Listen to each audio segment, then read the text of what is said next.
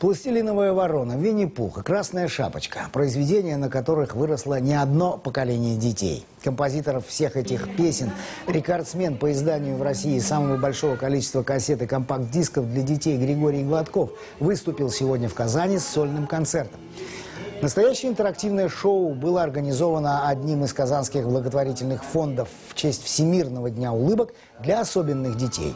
Несколько сотен ребят со всего Татарстана съехались сегодня в ДК Минжинского. Среди них были дети из Лаишевского, Зеленодольского, Чистопольского детских домов и подопечные фонда, поддерживающие ребят с диагнозом ДЦП. Кстати, все средства, вырученные от концерта, будут направлены на их лечение. А может быть, корове однажды повезло. А повезло мне, потому что я приехал в Казань. Ну, какие они инвалиды? Ну, нога не работает, рука. Главное, голова у них ясная, главное, сердце есть, душа. Когда общаешься с ними, по-другому относишься к жизни, ценить ее начинаешь, что Господь тебе дал жизнь, что у тебя руки, ноги работают, что ты можешь путешествовать, ездить. Вот это вот жажде жизни я учусь у этих ребят. Мне очень нравится, потому что он энергичный, веселый, интересный. Эти все песни нам знакомы, они с детства, эти мультики мы с детства любим.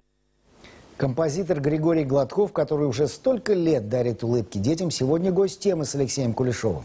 Он расскажет о том, почему приехал в Казань и решил принять участие в благотворительном концерте для детей с ограниченными возможностями. Свои вопросы знаменитому гостю вы сможете задать сразу после перехвата.